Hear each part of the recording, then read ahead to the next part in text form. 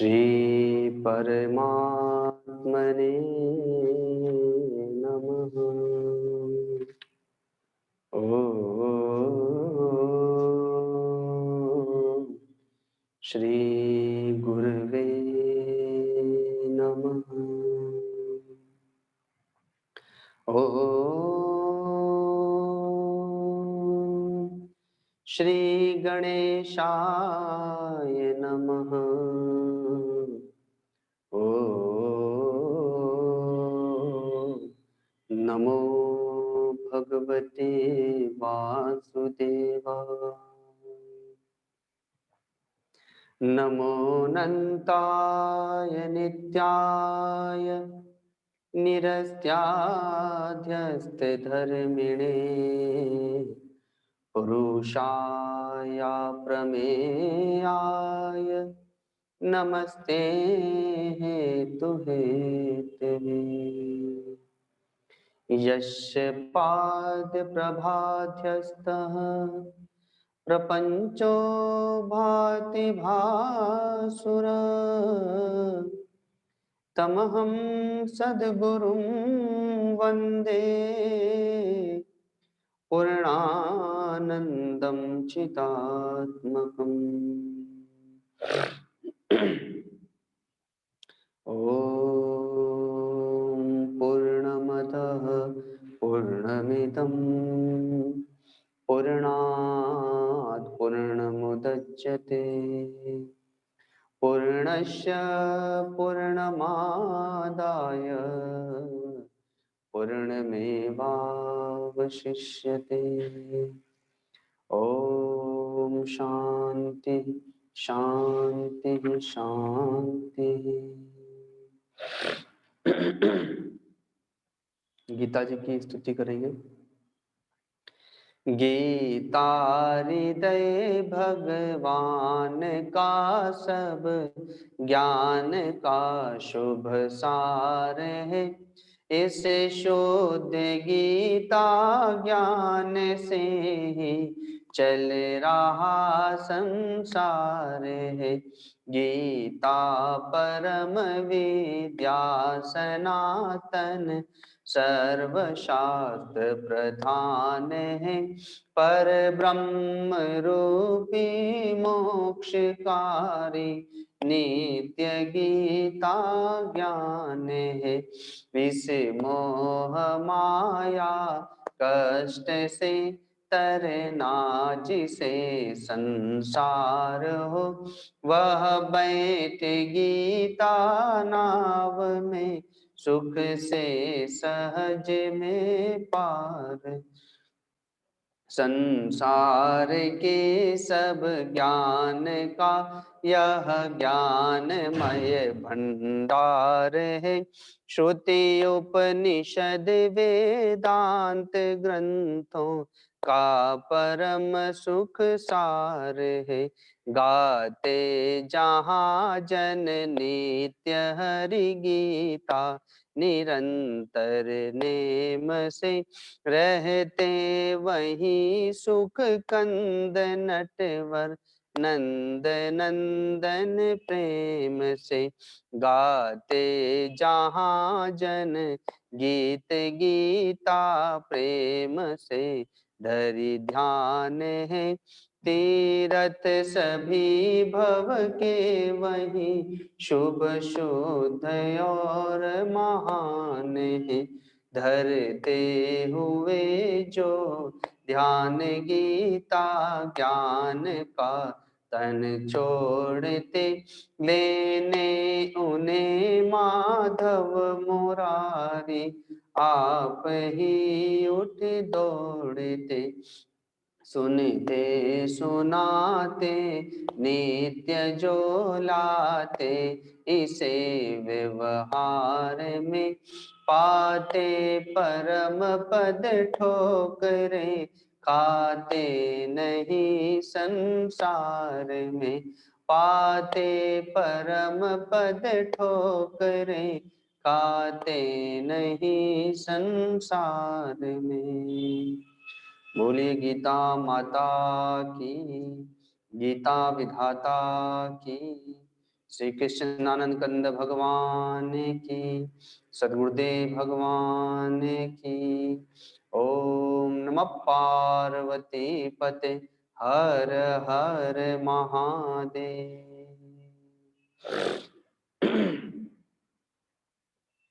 श्रीमद् भगवद गीता भगवान श्री कृष्ण आनंद कंद का सगुण और निर्गुण स्वरूप है, उनका वांगमय स्वरूप है। भगवान का जो निर्गुण निराकार स्वरूप है वह किस प्रकार का है, उसमें प्रवेश कैसे हो, भगवान का जो सगुण स्वरूप है उसका आचार विचार व्यवहार का आधार कौन सा ज्ञान है, वह इस श्रीमद् भगवद गीता में दिया हुआ है। गीता जी में भक्ति, ज्ञान, वैराग, कर्म आदि कई प्रकार के योगों का समावेश है। 18 अध्याय में 18 प्रकार के योगों का समावेश है। पिछले विगत कई दिनों से साप्ताहिक सत्संग जो प्रत्येक मंगलवार को होता था जूम पर, तो यात्राओं के कारण से वह स्थगित रहा और अन्य दूसरे कार्यक्रम हम लोगों के चलते रहे। लेकिन उन यात्राओं में भी हम लोगों ने गीता जी पर प्रकाश डाला था और एक बार तो एक एक दिन में एक एक अध्याय का सारांश बताते हुए भी हम लोग 18 अध्याय पूर्ण कर चुके हैं। दूसरा अध्याय जिसके हम लोग एक एक श्लोकों पर विचार विमर्श कर रहे थे, तो उसी के लिए अब हम लोग आगे बढ़ेंगे दूसरे अध्याय को ही लेते हुए। लेकिन उसके पूर्व चूंकि बहुत दिन हो चुके हैं, तो एक बार प्रथम अध्याय का सारांश लेकर के भूमिका बनाएंगे। धर्म क्षेत्रे कुरुक्षेत्रे समवेता उत्सवः मामकाः पांडवाश्चैव किम कुरुवत संजय। धर्म भूमि है कुरुक्षेत्र, उस धर्म भूमि में युद्ध की इच्छा वाले मेरे और पांडु के पुत्र एकत्रित हुए हैं। अतः बताओ हे संजय, तुम्हें दिव्य दृष्टि प्राप्त हो गई है। धृतराष्ट्र कहते हैं अपने सारथी संजय से, जो ब्रह्मर्षि व्यास जी के शिष्य हैं और उनसे उन्हें दिव्य नेत्र प्राप्त है। तो पूछते हैं कि बताओ युद्ध में क्या हो रहा है। तो युद्ध में जाएंगे तो युद्ध ही होगा, मारकाट होना है। और वे ये भी जानते हैं कि जिस पक्ष में भगवान नारायण है, भगवान श्री कृष्ण है, उस पक्ष में ही विजय है, श्री है, कीर्ति है, विभूति है। लेकिन फिर भी उनके मोहमय चित्त में ये बात बैठी हुई है कि वह धर्म भूमि है, धर्म भूमि कुरुक्षेत्र। तो धर्म भूमि में धर्म बुद्धि का उदय होता है। जैसे ऋषिकेश तपोभूमि है, यहाँ पर तपोमय जीवन जीते हैं लोग। हिमालय में तपस्या करने के लिए साधु संत आते हैं। वृंदावन प्रेम की भूमि है, भक्ति की भूमि है। वहां जो भक्ति भाव वाले हैं वे वहां चले जाते हैं। काशी विद्वानों की भूमि है, तंत्र मंत्र की भी भूमि है। अतः विद्वान लोग, तांत्रिक लोग, वे काशी में निवास करते हैं। तो ठीक वैसे ही कुरुक्षेत्र धर्म भूमि है, वहां जाने पर धर्म बुद्धि उदय होती है। अतः धृतराष्ट्र के मन में यह विचार मोह के कारण से है कि कुरुक्षेत्र धर्म भूमि ही, अतः हो सकता है कि वहां जाने के उपरांत धर्म बुद्धि का उदय हो जाए। किसमें?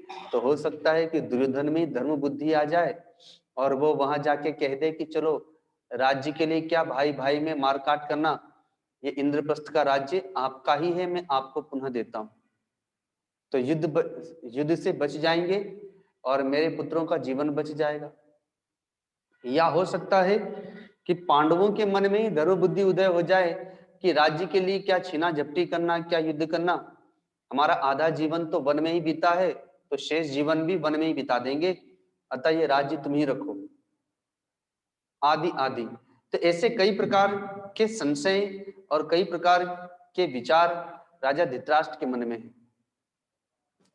तो उधर दुर्योधन के मन में भी लोभ है, मोह धृतराष्ट्र को भी है, मोह दुर्योधन को भी है और मोह महात्मा अर्जुन को भी है। धृतराष्ट्र का मोह केवल अपने बाल बच्चों से है और उन बाल बच्चों में भी विशेष दुर्योधन से। दुर्योधन का मोह, दुर्योधन का लोभ राज्य से है, संपत्ति से है। वो अपने राज्य के लिए, अपनी संपत्ति के लिए अपने भाई से विद्रोह कर रहे हैं, अपने भाई की संपत्ति को छीन रहे हैं। आवश्यकता पड़े तो वे अपने पिता और माता को जहर देके मार भी सकते हैं। पितामह भीष्म से भयभीत रहते हैं, अन्यथा दुर्योधन तो कभी का अपने माता पिता का वध कर देता छल से। तो धृतराष्ट्र की मन की व्यथा है तो वहीं पर दुर्योधन की है कि दुर्योधन के मन में संशय है, विजय होगी कि पराजय होगी। पितामह भीष्म के प्रति संशय है कि ये पांडवों से प्रेम करते हैं, उन्हें विजयी होने का आशीर्वाद भी दे दिया, रहते हैं मेरे साथ में, युद्ध में मेरे सेनापति हैं और आशीर्वाद विजय का उन्हें देते हैं। तो कहीं ऐसा ना हो कि ये युद्ध ठीक से न करे, मोहवश प्रेमवश, और मेरी सेना का ही सर्वनाश हो जाए। भले 11 अक्षौहिणी सेना है तो क्या हो गया।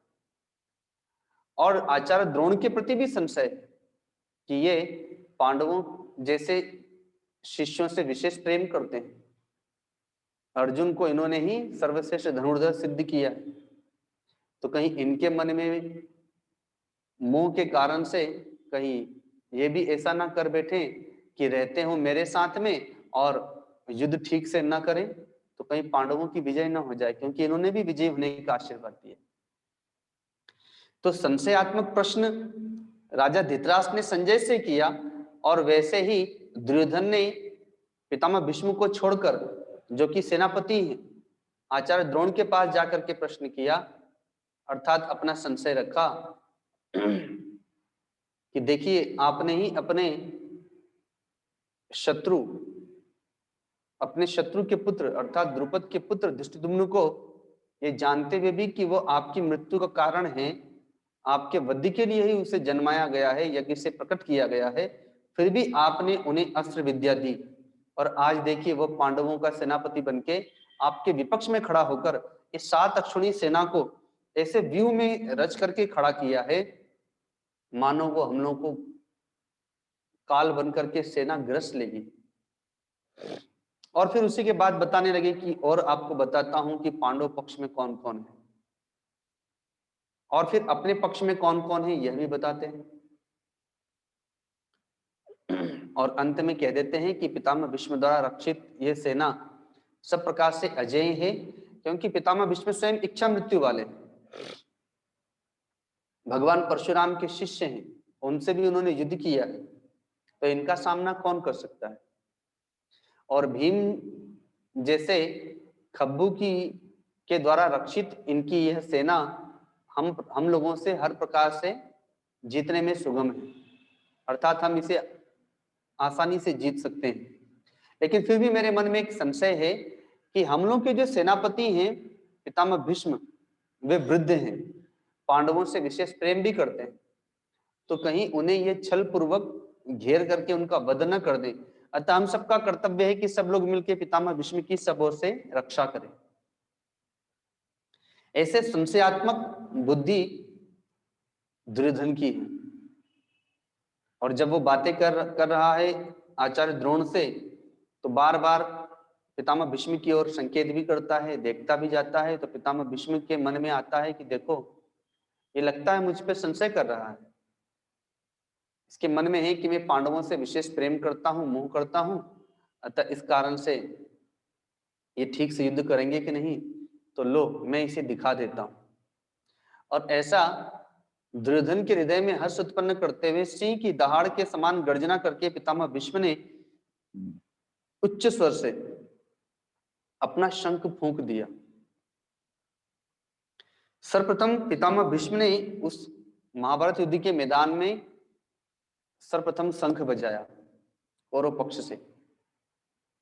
और फिर क्या था, जब सेनापति ने शंख बजा दिया तो सभी राजा महाराजा अपना अपना शंख बजाने लगे, ढोल मृदंग आदि शहनाइयां भी बजने लगी मारू राग वीर राग से। जब कौरव पक्ष से शंखनाद हुआ तो फिर पांडव पक्ष से सर्वप्रथम भगवान श्री कृष्ण ने शंखनाद किया। यद्यपि वे सारथी के पद पर हैं और सारथी को अधिकार नहीं है शंख बजाने का, रथी महारथी शंख बजाते हैं। हाँ, जो सैनिक हैं वो ढोल बजा देते हैं, मृदंग बजा देते हैं, शहनाई आदि बजाते हैं मारू राग में, वो बात अलग है।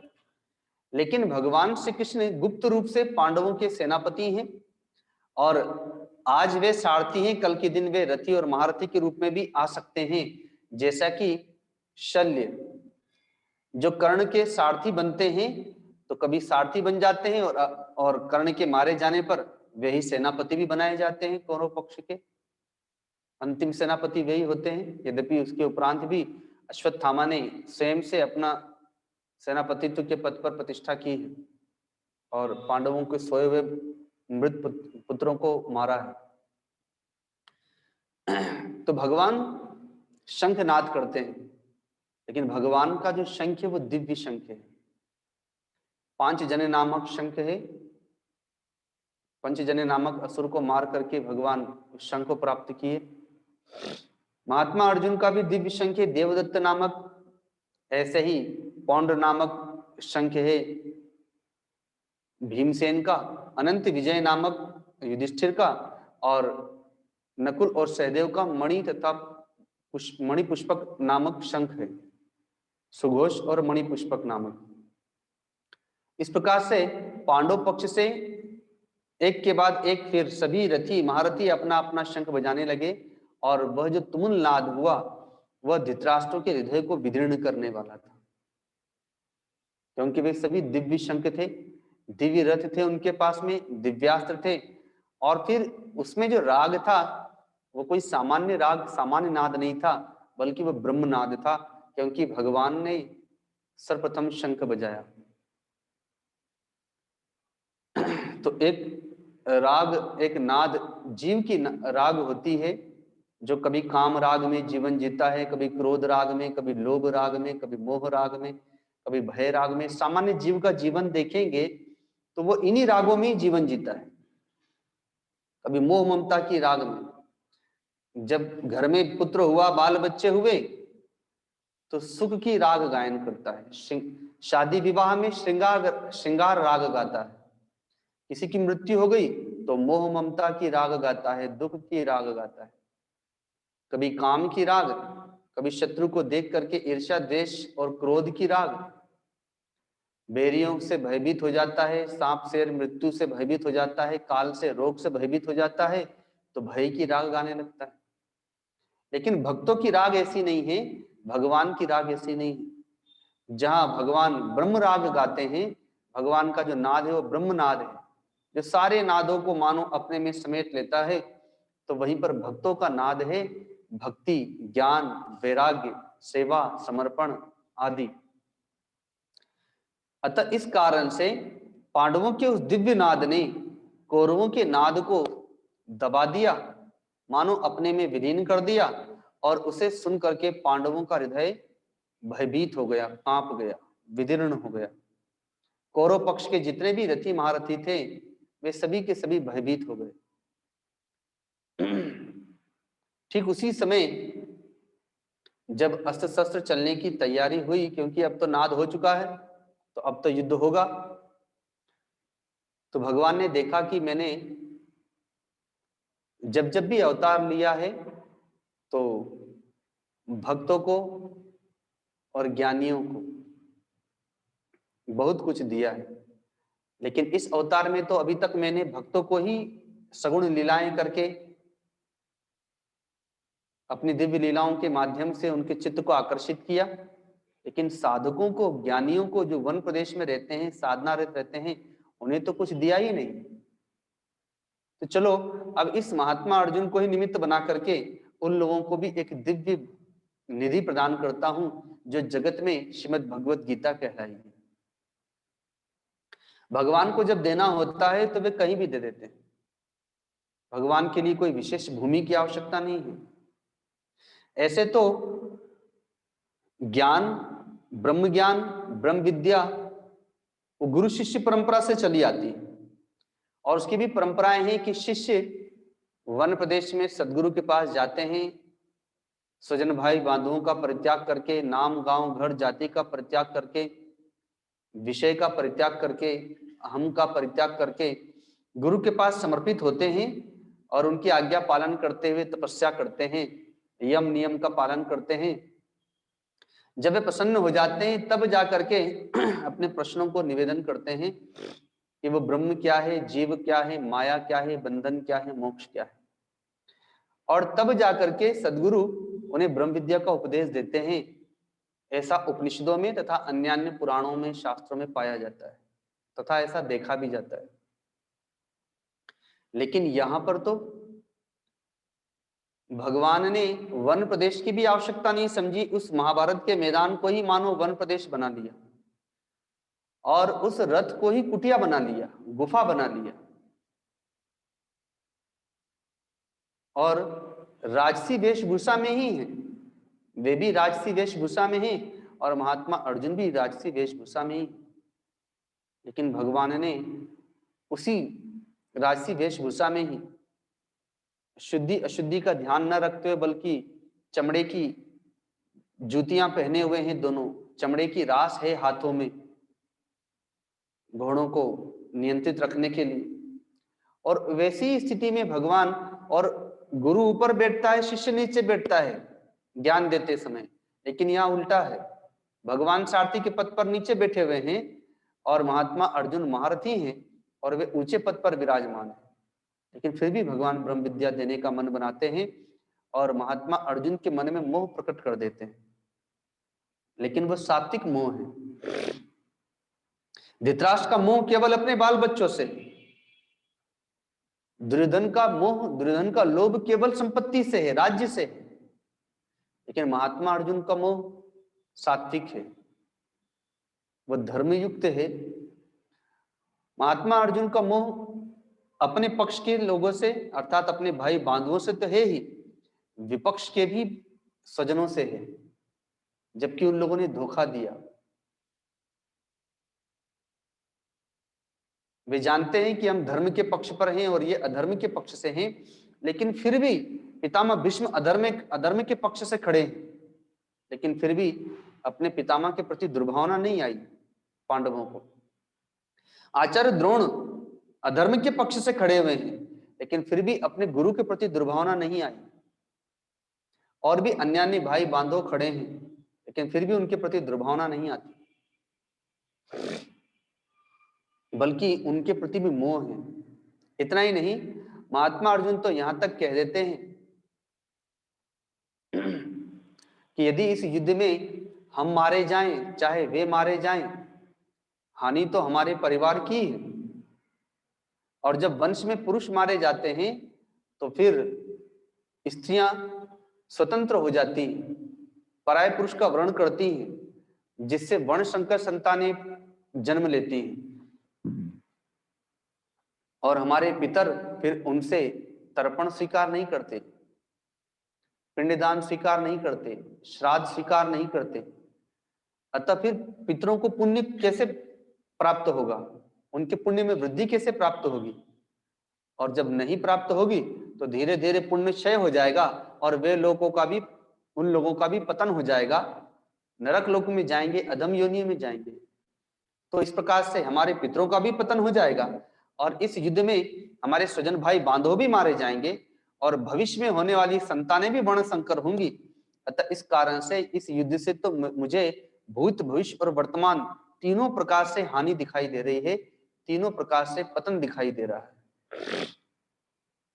अतः अपने स्वजनों का वध में नहीं करना चाहता और ऐसा युद्ध में नहीं करना चाहता। हम लोग समझदार हैं, लोग ऐसा समझते हैं, यदि हमने युद्ध किया तो लोग कहेंगे कि देखो, राज्य के लोभ से पांडवों ने भी अपने स्वजनों का वध कर दिया, अपने गुरुजनों का वध कर दिया। अतः हे माधव, मैं ऐसा युद्ध नहीं करना चाहता। ऐसा कह करके वे अपने धनुष को नीचे रख देते हैं, धनुष बाण को त्याग देते हैं, रथ के पिछले भाग में जाकर के बैठ जाते हैं। शरीर में कंप होता है, रोमांच होता है, अश्रुपात होता है, मन भ्रमित हो जाता है, वाणी रुंध जाती है।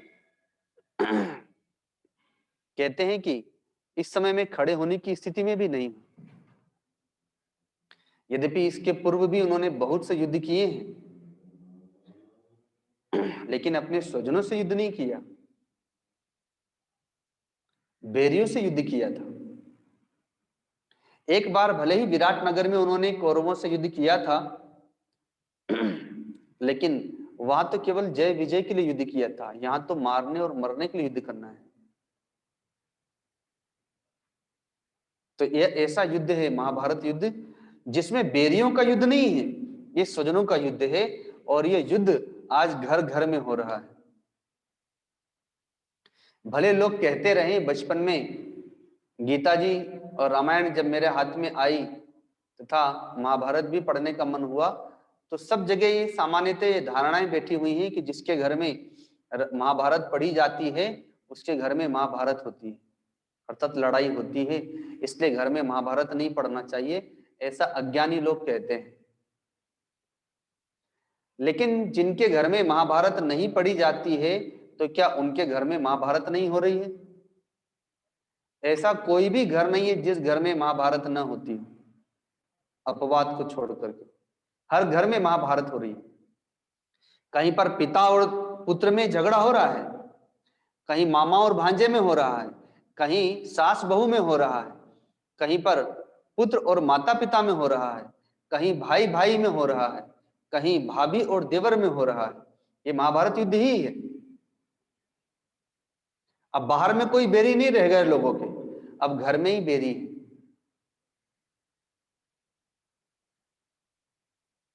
तो महात्मा अर्जुन ऐसा कह करके रथ पर अपने धनुष बाण को त्याग कर रथ के पिछले भाग में बैठ गए। ब्रह्मर्षि व्यास जी ने इस प्रथम अध्याय को विषाद योग नाम दिया।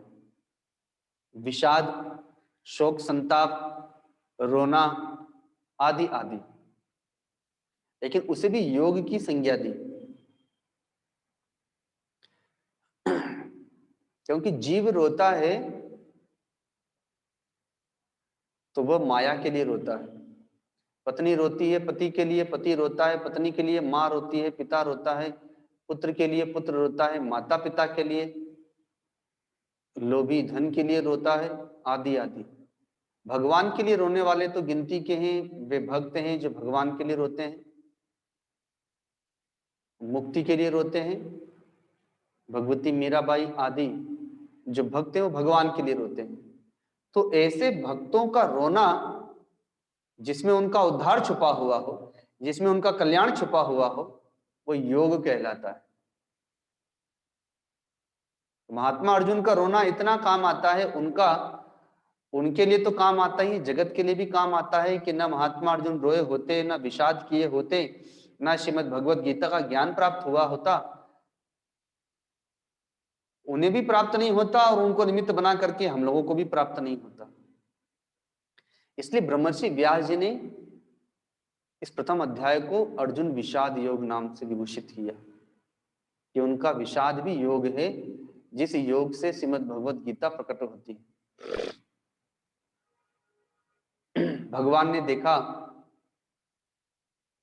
कि ये तो विद्वानों की भांति ज्ञान बघाड़ दिया और अब शोक संताप भी कर रहा है।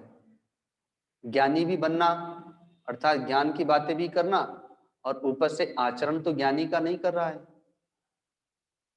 जब मेघनाथ मारा गया था तो रावण ने सबको ज्ञान दिया था कि नश्वर रूप जगत सब देखो हृदय विचारी। अरे जगत तो नश्वर स्वरूप है, ऐसा हृदय में विचारो। शरीर भी नश्वर है, आज नहीं कल जाने वाला ही। तो गोस्वामी तुलसीदास जी कहते हैं कि पर उपदेश कुशल बहु तेरे, जे आचरित नर न घनेरे। कि दूसरों को उपदेश देने वाले तो बहुत है, लेकिन अपने आचरण में उतारने वाले कोई गिनती के होते हैं। तो ये अर्जुन तो मुझे उपदेश दे रहा है, लेकिन आचरण तो वैसा नहीं कर रहा है विद्वानों की भांति। बचपन में सुदामा जी भी इसी प्रकार का उपदेश देते थे, वे भी बहुत बड़े विद्वान थे, लेकिन आचरण आचरण क्या किया कि अपने मित्र से ही चने चुरा लिए। ऐसा ज्ञान किस काम का जो चोरी सिखाए? ऐसा ज्ञान किस काम का जो कर्तव्य पथ से विमुख कर दे? युद्ध के मैदान में आकर के महारथी अपने अस्त्र शस्त्र को रख दे, तो ऐसा ज्ञान किस काम का?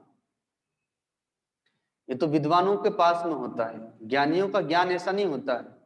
विद्वानों का ज्ञान होता है कि मंच पर कुछ और होते हैं और जगत में व्यवहार में कुछ और होते हैं। तो भगवान ने सर्वप्रथम डांटा फटकारा कि अरे तुझमें नपुंसकता कहां से आ गई, ये असमय में मोह कहां से आ गया, ये हृदय की तुच्छ दुर्बलता को त्याग दो, युद्ध के लिए खड़े हो जाओ, आदि आदि कहकर के भगवान ने डांटा फटकारा।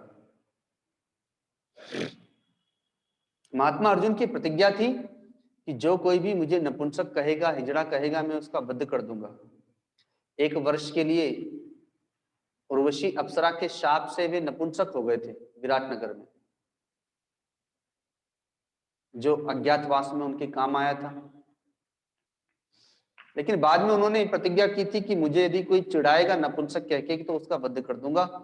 भगवान इस बात को जानते थे, तो उन्हें उनका कर्तव्य याद दिलाने के लिए, अपने पथ पे प्रतिष्ठित करने के लिए भगवान ने डांटा फटकारा, नपुंसक कह करके उत्साहित किया युद्ध के लिए।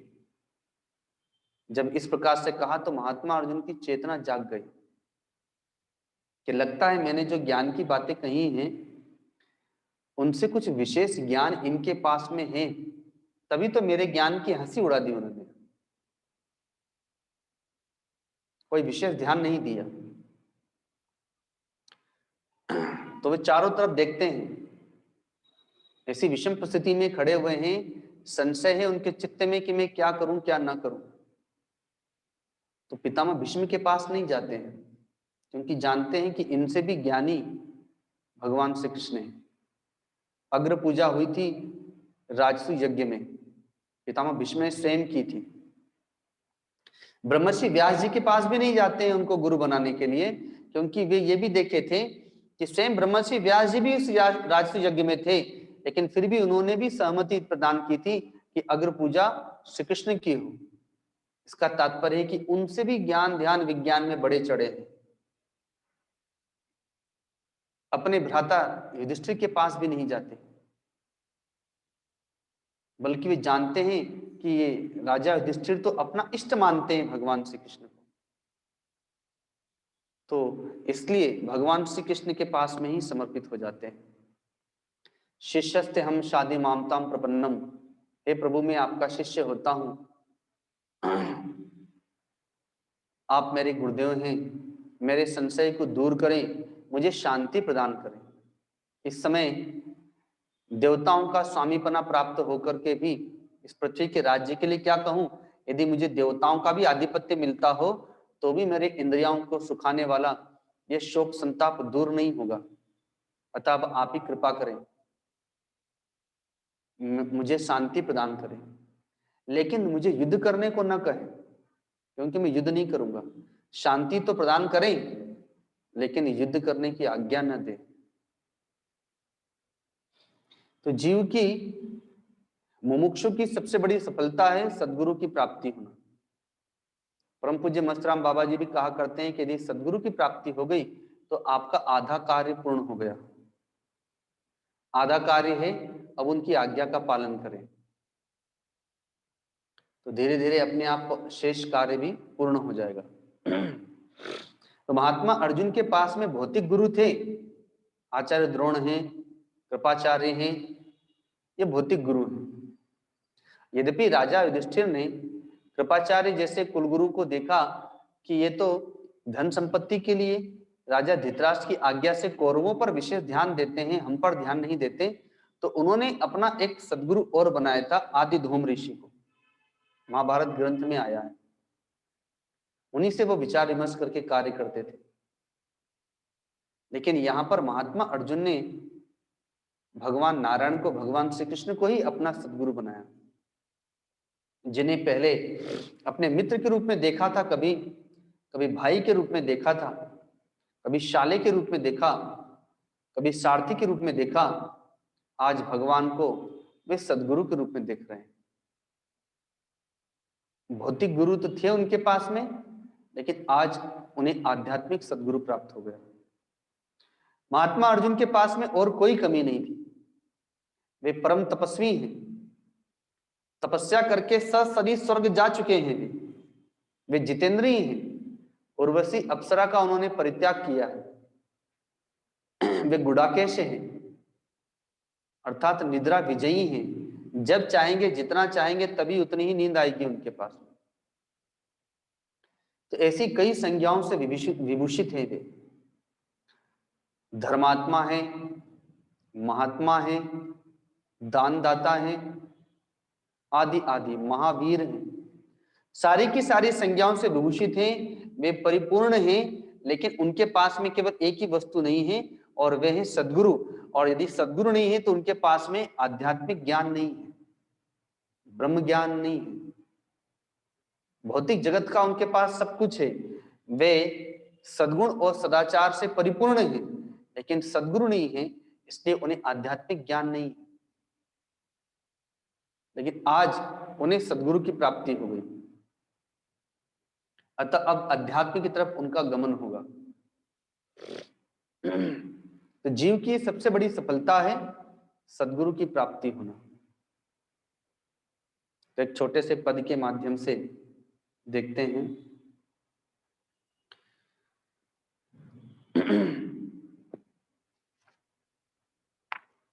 माधव शिष्य भयो तुम्हारी, माधव शिष्य भयो तुम्हारी, राखो लाज आज हमरी,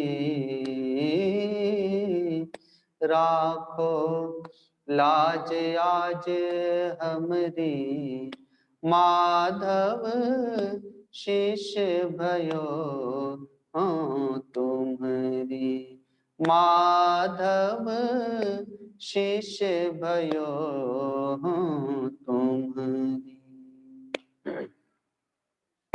आगे गुरुजन युद्ध को आए, आगे गुरुजन युद्ध को आए, देखत मन को लाज लजाए, देखत मन को लाज लजाए, शिष्य गुरु को मारन धाए, शिष्य गुरु को मारन धाए, यह जग निंदित खबरी, माधव यह जग निंदित खबरी, माधव शिष्य भयो तुम्हारी, माधव शिष्य भयो तुम्हारी। शास्त्र अशास्त्र कतहु नहीं देखऊं, शास्त्र अशास्त्र कतहु नहीं देखऊं, गुरु सो छीना झपटी, गुरु सो छीना झपटी,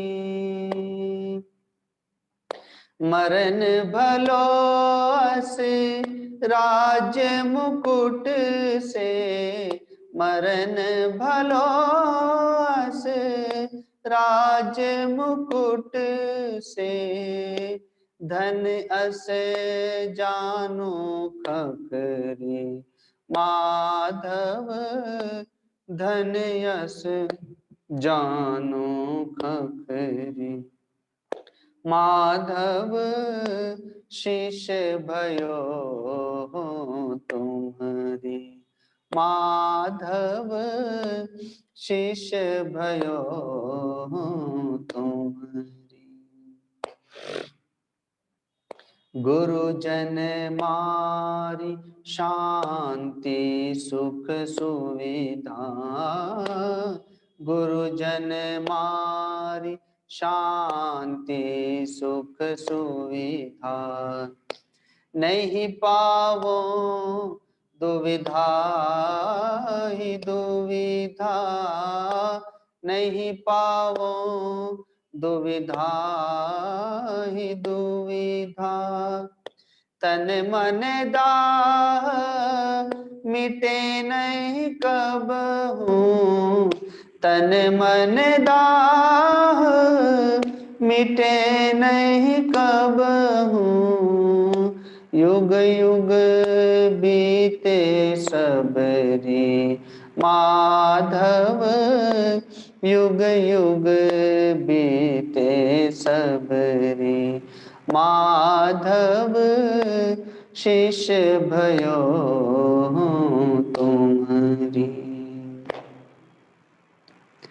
महाराज मन विस्मित अर्जुन महाराज मन विस्मित अर्जुन गोविंद योधन करिहो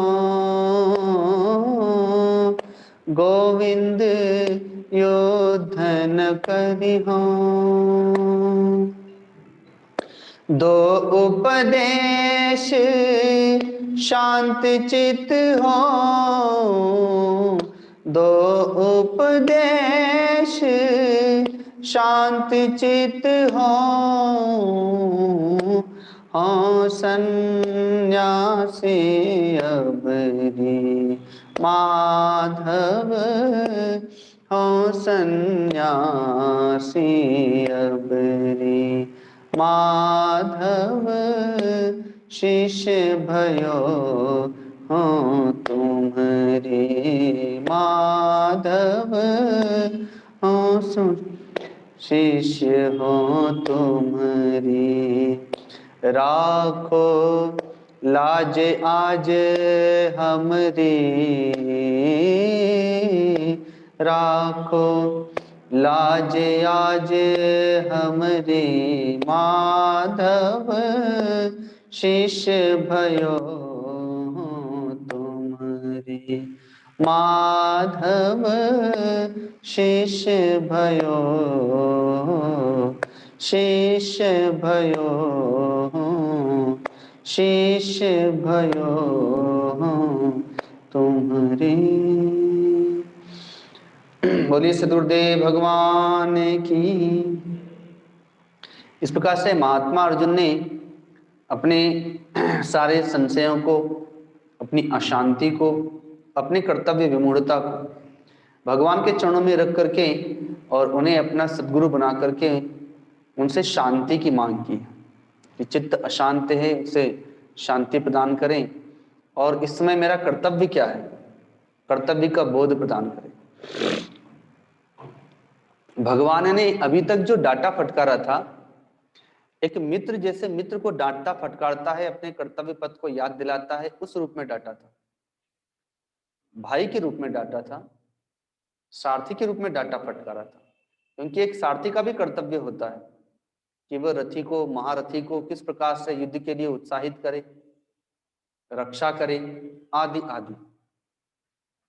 आज जीवन में पहली बार भगवान को किसी ने गुरु बनाया है। भगवान के वे पहले और अंतिम शिष्य हैं।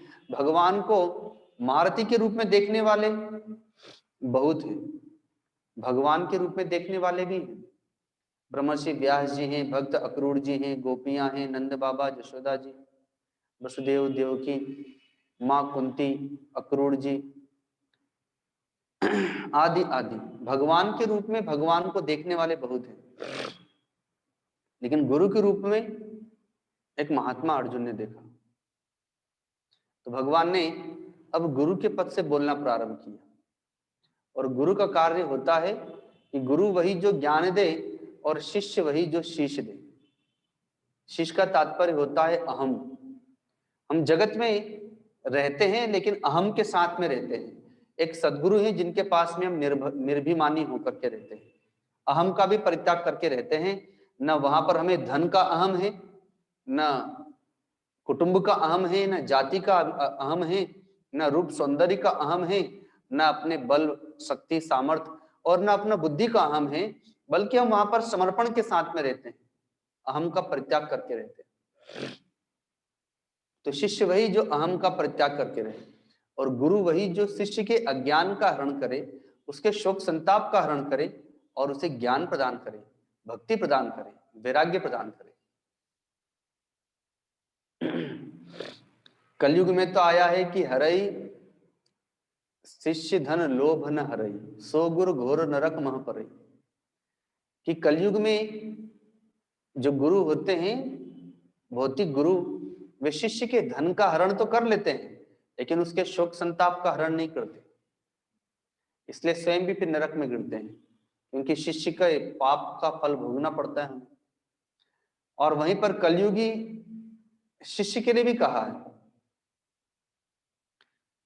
कि वह सदगुरु के उपदेश को श्रवण नहीं करता।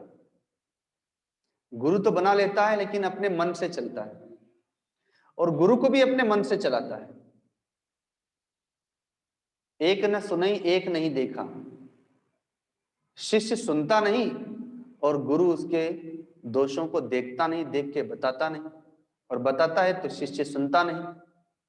तो इस प्रकार से गुरु और शिष्य दोनों का ही फिर पतन होता है। लेकिन भगवान ऐसे नहीं है। भगवान ने पहली बार किसी शिष्य को प्राप्त किया है, अतः वे ब्रह्म विद्या देना प्रारंभ करते हैं, जिसे हम श्रीमद् भगवद गीता कहते हैं, जो ज्ञान भक्ति और वैराग्य से परिपूर्ण है। ज्ञान भक्ति वैराग्य और कर्मयोग से परिपूर्ण है। जिस प्रकार भगवती कामधेनु गौ माता के 4 स्तन होते हैं, वैसे इस श्रीमद् भगवद गीता रूपी कामधेनु के भी 4 स्तन हैं, जिससे वह भक्ति, ज्ञान, वैराग्य और कर्मयोग रूपी दूध प्रदान करती है। जो गृहस्थ आश्रम में रहते हैं वे कर्मयोग का प्रतिपादन करते हैं, ब्रह्मचर्य आश्रम में भी कर्मयोग का प्रतिपादन करते हैं।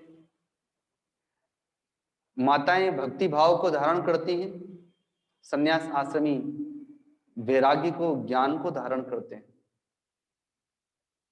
तो ये गीता जी सबके लिए, ये केवल सन्यासियों के लिए ही नहीं है, ये सदग्रस्त भक्तों के लिए भी है, ब्रह्मचारी के लिए भी है, वानप्रस्थी के लिए भी है, सन्यासी के लिए भी है, ये बच्चे के लिए भी है, बूढ़े के लिए भी है, युवक और युवती के लिए भी है, ये ब्राह्मण, क्षत्रिय, वैश्य और शूद्र, ये सब के लिए है।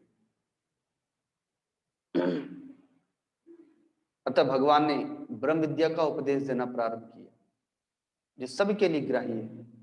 हर घर में महाभारत युद्ध हो रहा है, लेकिन उस महाभारत युद्ध में विजय तो उसी की होती है जिसके पास में दिव्य भगवत गीता का ज्ञान है, जिसने अपना सारथी भगवान को बनाया।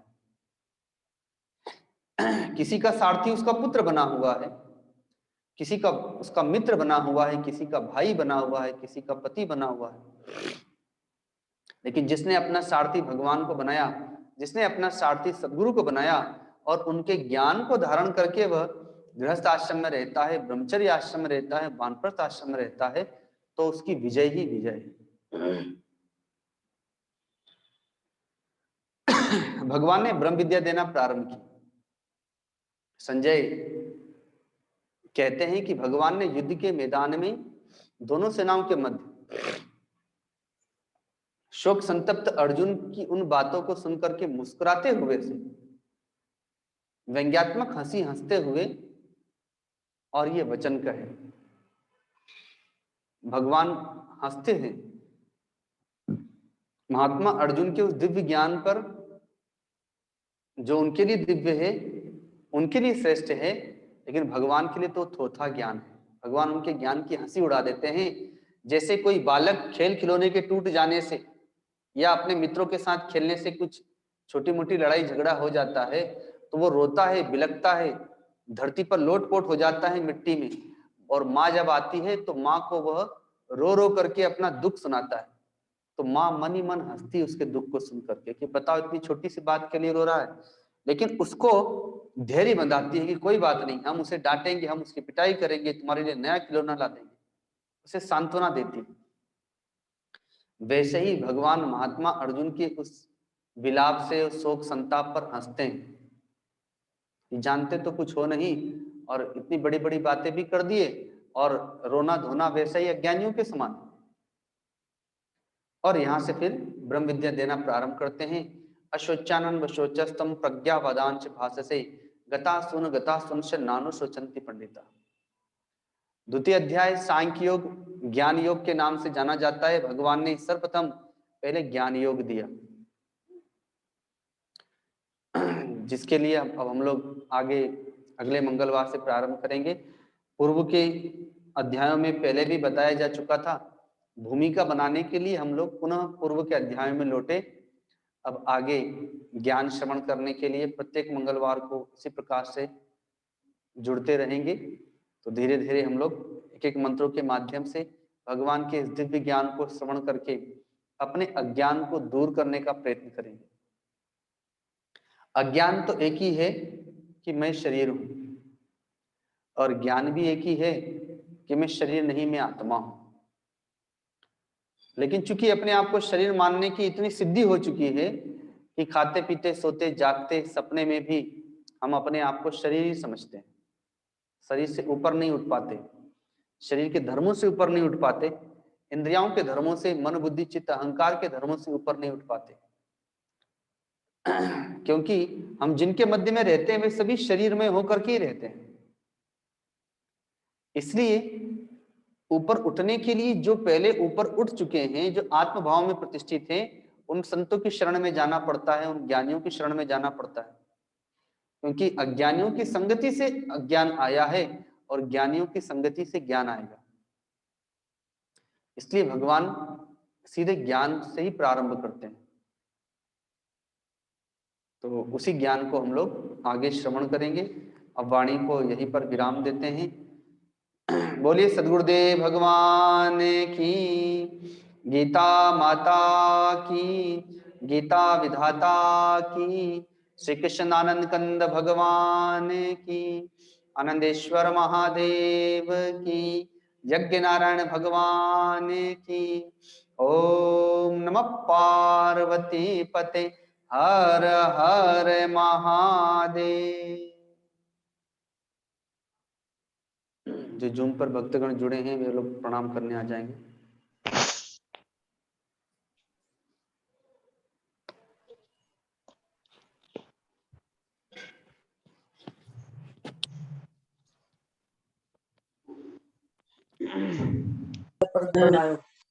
प्रणाम गुरुदेव। प्रणाम बाबा। प्रणाम बाबा। प्रणाम गुरुदेव। हरिओम हरिओम। प्रणाम गुरुदेव। प्रणाम गुरुजी। प्रणाम स्वामी जी। हरिओम स्वामी हरिओम। जी। प्रणाम गुरुदेव। प्रणाम स्वामी जी।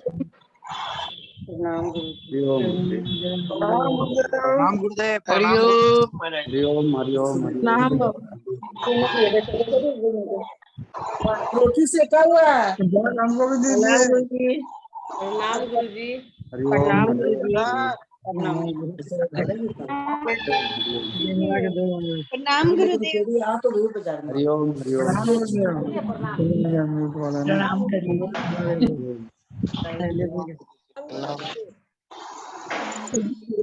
हरिओम। प्रणाम। अचार रखा ना अभी जो बनावा लगा दीजिए। गरम चावल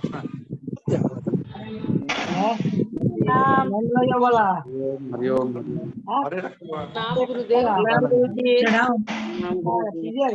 गाड़ी है। प्रणाम प्रणाम गुरु जी।